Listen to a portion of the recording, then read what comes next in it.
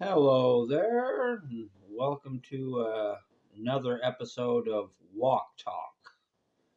I guess I should pick that sucker up.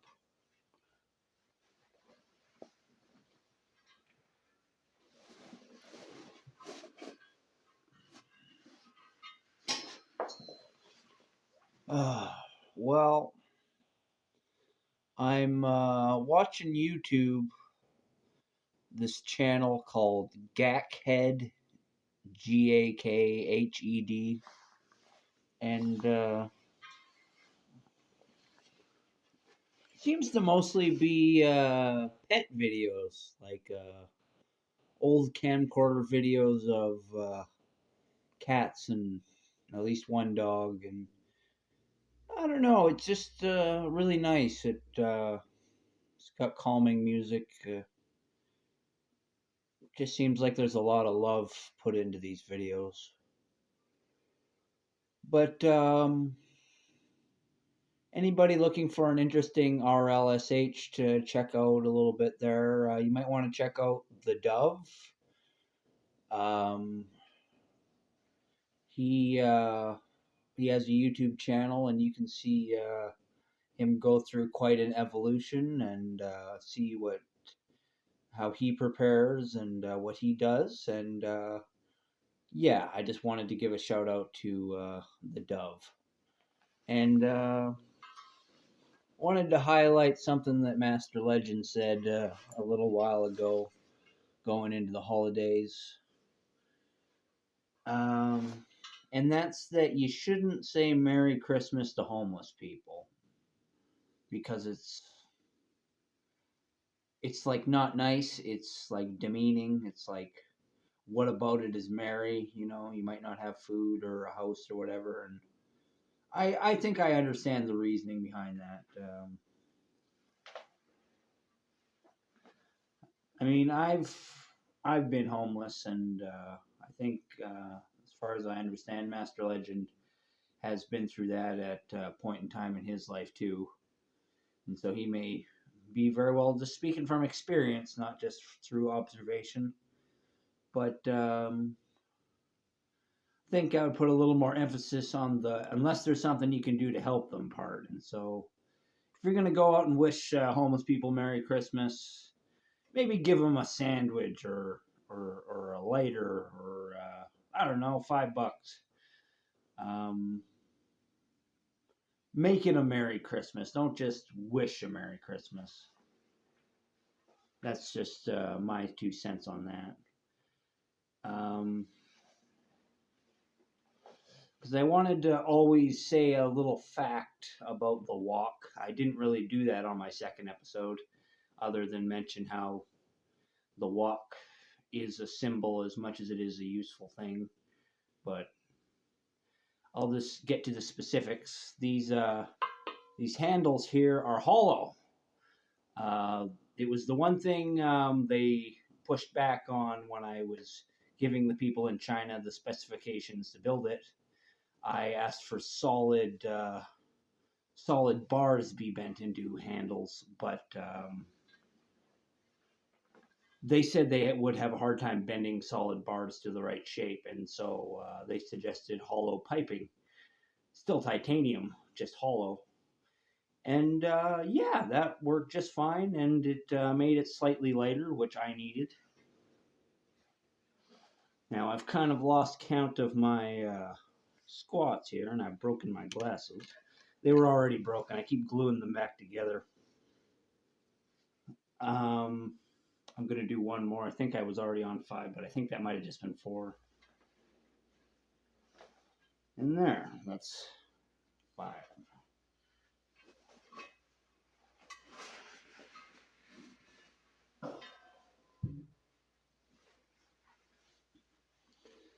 But speaking of things that I see on YouTube, um, so many people are always just shitting on AI art. And for the most part, I can't say I go out of my way to like enjoy AI art, but I do like AI art a lot of the times. I don't think there's anything wrong with it inherently just because machines are involved in it. like, oh, I only like pencil drawings. Fuck those pen drawings. That's future technology. Fuck pens.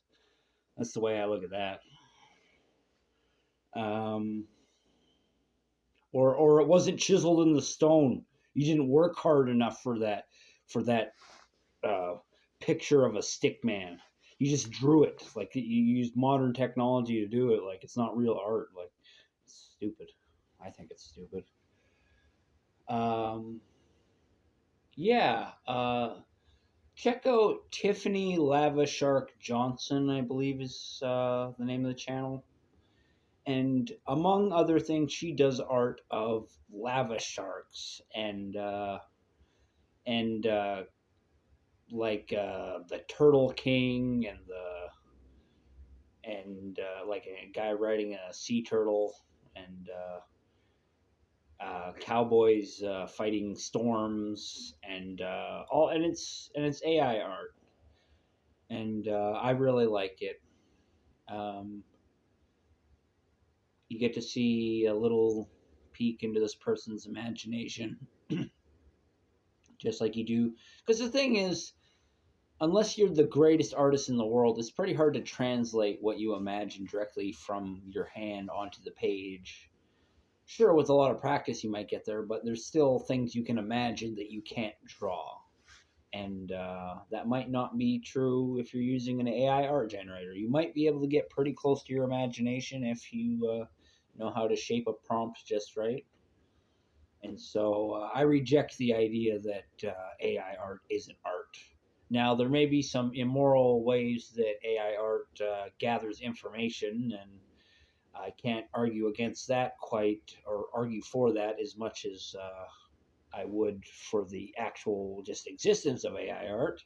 So if your problem isn't with the AI art itself, but with the fact that it's um, derived from massive amounts of information that was taken partially without consent, it's okay to have a problem with that. But I just think there are a lot of bad things in this world that can produce good things. And so even though uh, AI may be born in the soil of oil, in the soil of evil. It may have the seeds of imagination and art and many good things, regardless of where it got those things. I see so much in AI art. Just the idea that you can type in a prompt and get a picture was so amazing not too long ago before people started shitting on it. And they were shitting on it to begin with because it wasn't perfect. It couldn't draw hands or do faces. And you know, when you are an artist, those are some of the most difficult things to get right. So it makes sense that machines had to go through a learning curve. Um, yeah, but feel free to be against AI art. Everybody has their opinions, and some people just want human supremacy in art, and humans have been the makers of art for a long time. I can understand not liking the idea of that changing, I guess. But you don't lose the ability to create more art. You just have another medium in which to create material. And so I like when people think they're giving shit to, like they're sticking it to the mechanical man when they're like, look, I redrew AI art. I did it in my art style. And it's like, good, you're involved in the artistic system. It's an artistic exchange of ideas, but you're treating it like you're kicking their ass, and it's like, no, it's like it created art and you created art. Hey, look, we can all survive together. We don't have to eliminate each other. If anything, it just makes art less of a business, and that takes away so much soul out of art. You know, like you hear it all the time, people making their living off of commission drawings, drawing horrible pornography that they don't want to draw. And it's like, maybe that should be a machine's job. But then they say, I need that fucking money. Even if I don't want to draw this shit, I really need that money. So I'm just rambling about AI art and art in general. But there was someone I really wanted to mention that I wanted to bring up, who is a personal hero of mine. And this goes beyond the RLSH just to a man here in Grand Prairie. And at first, I just knew him as the man who pushed shopping carts over at Superstore, I believe it was. He did the same job that I did, or at least that was where our jobs kind of overlapped. And I didn't know much about him, but I don't remember exactly when it happened, but I came across something about him, an article, and I don't know how I learned his name or if I had just seen his face in the article, but I recognized him. And little did I know that that man had a long history of being a volunteer and doing quite a lot for Grand Prairie. I'll tell you something about Canada Day for Captain Canada. You want to know who's up at the front of Grand Prairie's Canada Day parade? At the very front? It's not fucking Captain Canada. I'm not in the parade. I'm just some fucking guy watching from the edge. You know who's at the front of the parade? Doug Edey was at the front of the parade. And he is a hero among heroes. He's an Olympian. He won I believe it was the Special Olympics Athlete of the Year award he won at one point in time there. And it's like you just think you see a regular person who's going through their life and their struggles. But little do you know there's somebody who's accomplished something, who has awards upon awards, who's on the radio. He's amazing. He doesn't have to put on a cape. He's super all on his own.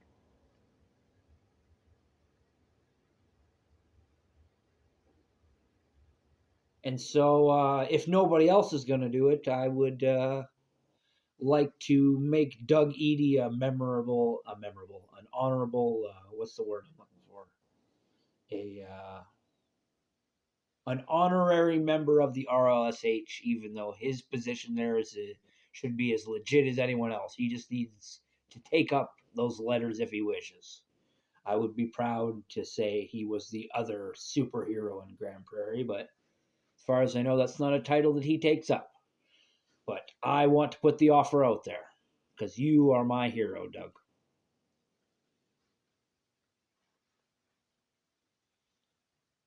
Yeah. So I want to wish everybody happy holidays and, another belated Merry Christmas. And what's upcoming soon is Happy New Year. And, well, a lot of people might know why I have trouble getting through the holidays. Not that I'll ever have trouble getting through the holidays. Time passes as time passes, but why it feels difficult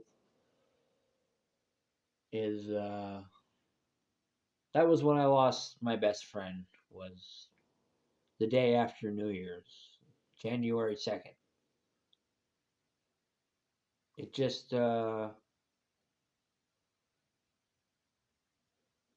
it stands out more than all the other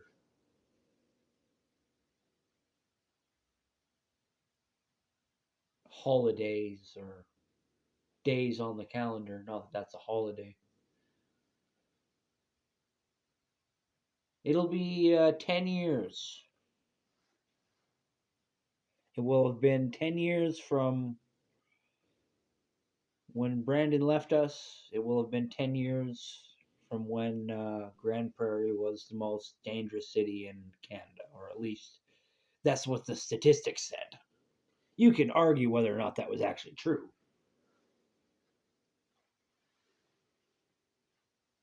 A lot happens in 10 years, a lot changes. But when you make that one horrible decision to not go on anymore, when you decide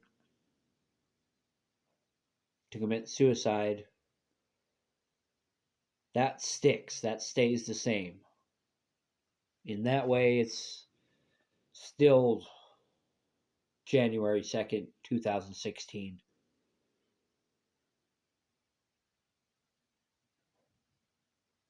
There have been no achievements in necromancy or Frankenstein science to bring anybody back from the dead.